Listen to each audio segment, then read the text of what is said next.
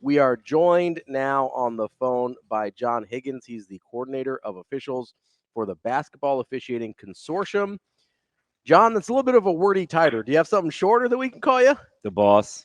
The boss, I guess. I didn't know if you had a cool acronym, like, they call the director of basketball operations the DOBO. Like, I got like a KOBOK. That's all I got. Well, maybe head idiot in charge. Maybe. Higgy, how you been, man? I always worry about you about this time because usually when I see you, you're one of those guys that's like reverse aging. So I always usually start with that. But at this point, you have to. Is this about the only time of the year you miss it, or are you done? No, because of the headaches. You know what? I missed it. I missed being on the court all year. That was hard. That was hard coming off the court. I did it for 35 straight years in Division I. So that was hard. That was hard. It's still hard. And refereeing is way easier than doing my job. Believe me, I guess when you have 190 officials that you have to not just tutor and mentor and train and time, you have. I had 65 institutions, and so I had 65 coaches. So every night they play, half of them are going to be pissed off at me for some reason. Something our referees did or didn't do. So it's a different role, but it was fun. It got better as the year went on. It's interesting because just knowing your personality, like you like things right, can I just say particular without sounding offensive? Like, no, yeah, okay, that's good. okay. Yeah. So when you have now there's so many other people other than just you and your crew, right? That has to be like a managing process, doesn't it? For just your own personality's sake, because you can't control it all. Exactly. It's well, I've run my own business for a long time. Yeah. So it's hard to control everything there. So to control 190 dudes and ladies, it's not, it's, and they don't do what you expect them to do. And that's really, really, really frustrating some nights. Now they've gotten better as the year has gone on, and they see what my vision is. So that's been, that's encouraging and nice. But then again, there's some times that they fail. And, for instance, we had a game late in the year that we missed a violation on a free throw, and it was a blatant violation with 3 seconds to go in the game.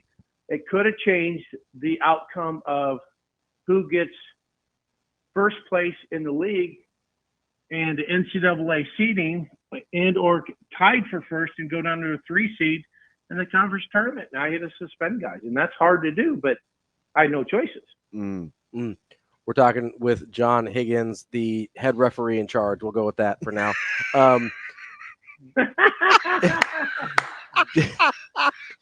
John, so I'm watching obviously a lot of the games over the last couple of weeks, and you get a lot of variance in terms of how tightly or loosely games are called. I guess as somebody who tries to mentor these officials, like, is there kind of set instructions on how game flow and freedom of movement is intended to go, or is it left more up to the individual officials and crews' discretion?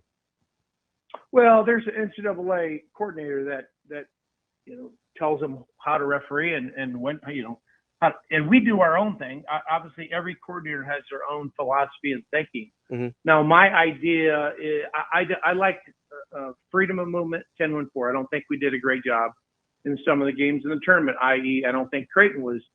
Creighton is a finesse team, and when they get out physical, they have a hard time. They do. And if they let them play that way, it's can be rough on teams. I am the other. I like to keep the best players in the game. Mm-hmm. Because the coaches want the best players in the game. And I want to referee the best players, because you don't want to referee the 8, 9, or 10 guys, because there's a reason why he's an 8, 9, or 10 guy, right? Yeah. So I want to referee the best guys on the court. So do you pass on plays on some of the 1, 2, and 3 guys, yeah, you may pass on a play, but you can't pass on obvious play. Mm-hmm. So get the big stuff. Something God and everybody can see. And then if you can pass on plays, pass them. Now a foul's a foul. Mm-hmm. If it's blatant, it's a shooting foul, it's a block charge play. It's a 2-car collision. You got to call those things. But if you could let the players decide some instances, let them decide it. If there's just a little bump and it doesn't affect the play, I pass on those plays. If it's away from the ball, try to pass on those plays. You got to know your personnel. You got to know your teams and your personnel. Those are the 2 biggest things. Know who the best players are. Not that's going to take care of those best players, but know who they are. Mm. So how do you deal with coaches? There, like you mentioned, Tennessee. I think UConn does this to a certain extent. We see a lot of teams in the Big East, like Providence, does this a lot, where they kind of operate under the assumption that you're just not going to call everything if they're really, really physical. How do you balance what you're talking about there with, trying to have a smooth game flow and keep your best players in the game and things like that versus coaches that are sort of trying to take advantage of that philosophy? Well, if teams' depth is they have 10 players that play, they don't care how many fouls they give up. Like, for instance, when they play against Zach Edey, and maybe you're going to talk. Maybe that you can stay right there and expound on it if you in one swoop. Yeah, because Zach Edey, he's very, very difficult to referee. 7'4", 320 pounds, what have you. Very strong guy.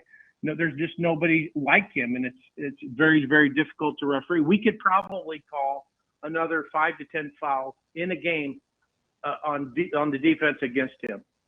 I would, if I'm a team or coach, I'm not going to play as physical as I possibly can behind Zach Edey, because if you play solid defense and you let him displace you, you could get an offensive foul on the guy because he will go through you. Mm-hmm. But the way they're playing try to play physical and put an arm bar on, which is legal when they have the ball.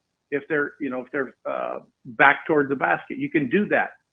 However, if you watch the defensive guys, they're doing everything under the rules to try to just keep them away from the basket, which is very difficult. There's at least 10 fouls you could get on those players, but you got to draw the line. What's displacement is a big key. If you displace a guy, it's probably a foul. So if there's going to be some hand-to-hand combat, offense, defense on the post area itself, there's going to be hand-to-hand combat. Mm-hmm. And if it's equal pressure, you could probably pass on it. But once it gets to be towards displacement, then you got to make a choice, whether it be offense or defense. Hey, one of the cool things about you that I've enjoyed is successful as you've been. You're always helping out, right? We'll see you at local games, some youth games, see you at high school games. Like you just the visibility and kind of trying to mentor where you can.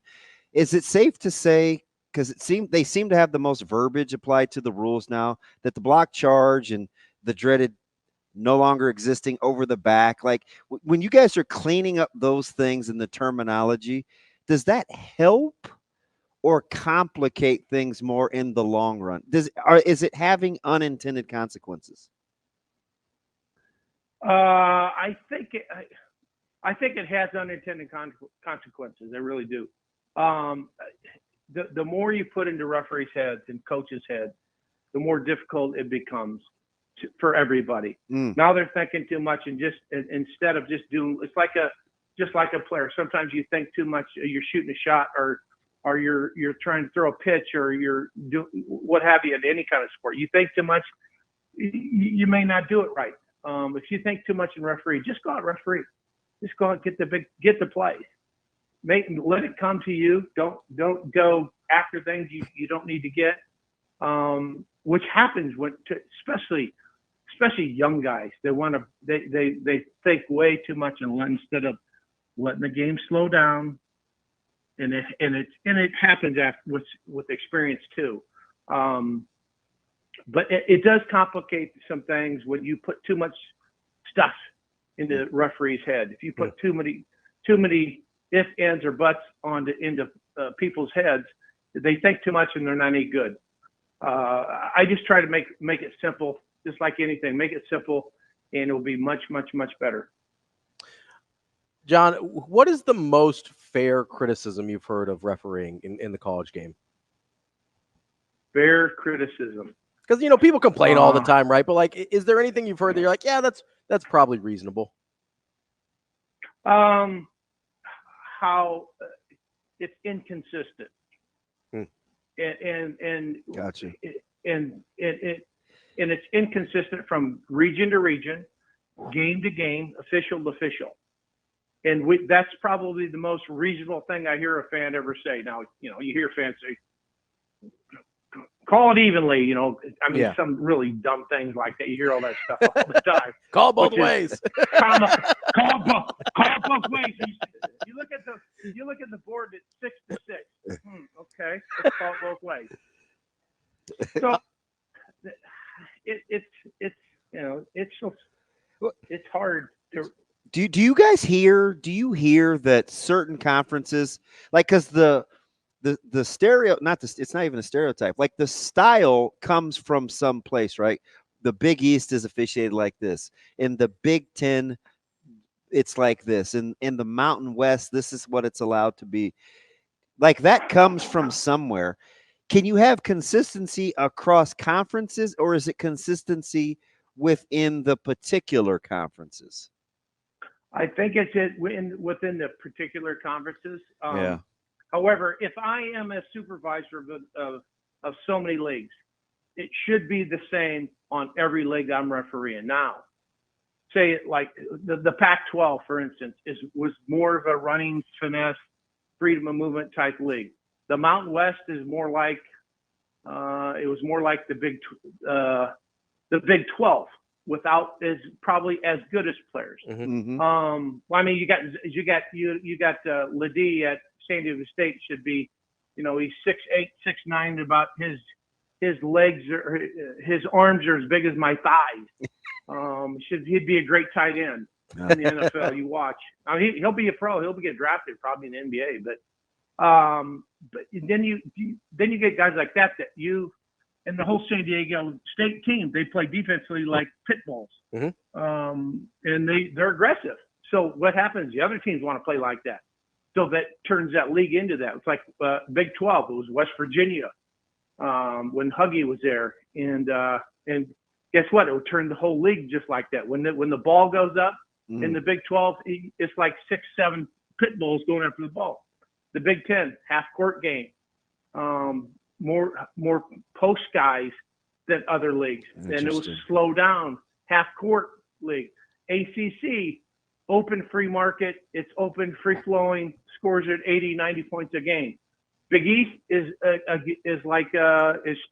I think turned in more of the old Big East, where it was, when back in the day in the 80s and 90s when it would be a war every single night. It seems like it's gone that way. So every league has their own personality, like you said, and it's part of it has to do maybe with the supervisor or just with the style of play each coach wants to play. John, so I got to ask you this because this is something that as a Creighton fan comes up for me all the time. Creighton just doesn't foul very much while they're playing defense. And then you've got fans that, you're watching let's say they're playing San Diego State or something like that. You just mentioned they kind of play like pit bulls on the other side of the ball. Sometimes calling it evenly means there's going to be a foul discrepancy, right? I don't know that people always appreciate that. Absolutely. 100%. That's a good point. It's a great point. So when you got a team like Creighton that was like, for instance, last year, they're number one in least amount of fouls called against them, right? Mm-hmm. San Diego State is the most fouls called against, or in the top 5 or so of fouls called against them. And when it's 10-10 or whatever the fouls, I don't remember what the fouls were in that game. That's not really evenly called game. Right. Right. Right. That's it. So if it was 5 fouls for Creighton in total, and they had 15, that's probably an evenly called game. if you say are consistently called game as how they play through 35 games throughout the year, that's what I think is consistency. Now the fans would say, "Oh, it's not consistent. It's not 15 to 15." But so you take a lot of flack for calling it that way, though, right? I mean, exactly. So it depends on how teams play. It really does. All right, let me get you out of here on this, Iggy, because you've seen so much, and you've seen skill, right? Whether it's better or worse or whatever, you've seen the game has changed dramatically. So now you've got all these flare screens, you've got pin downs, you've got those high ball screens. Has the skill in the open court helped, hurt, made it easier, more difficult to officiate the game of basketball? I don't think it's really changed it that much. People complain about that high ball screen all the time. Exactly, right? Exactly. I mean, you hear it every single It's game. unbelievable. He's moving. He's moving. Yeah. Well, the rule of thumb is he's got to have 2 feet facing the opponent, right? And he's got to doesn't have to be necessarily stationary. He's got to be 2 feet facing the opponent. He can't move into him. He can move. He could be going backwards if the guy causes contact. It depends on, is he too wide on the screen? Which watch a screen, any screen. Is it wider than your shoulders? Yes. Is it? So the rule is your shoulder width. Your feet have to be shoulder width. Have you ever seen a screen that's just your shoulder width? You get knocked right over, right? I was going to say, boy, they could never officiate Edie because he's coming on that high ball screen about 70% of the time they have the ball. You're going to see that a ton. Yeah, exactly. And guess what? When his feet go out, they're about 8 foot from each other, right? Like 7'4", so that's actually pretty close. I mean, did you see the other night? He didn't need the ladder to cut down the net. Yeah. Reach on up there. So, the rule is on the high ball screen or any screen is if your feet are wider or you're excessive, and I would tell this to coaches all the time.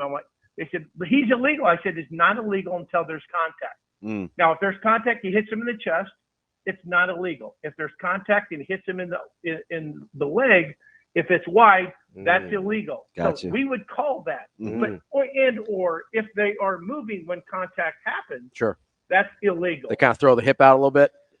Yeah, but it makes it impossible to play through ball screens sometimes, which is how I'd want a lot of guys to play.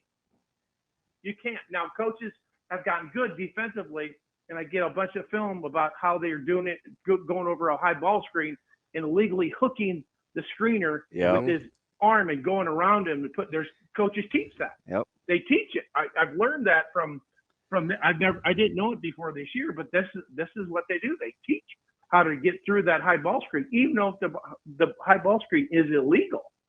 They're teaching how to do it. They hook a guy, and then it could be a foul on that guy. Yeah, that's interesting. Yeah, it's very difficult. John, you're the best, Iggy. We appreciate it so much. Great stuff there, and thank you for justifying my feelings a little bit about how Creighton went down. We appreciate talking to you. All right, guys. Good talking. Thanks.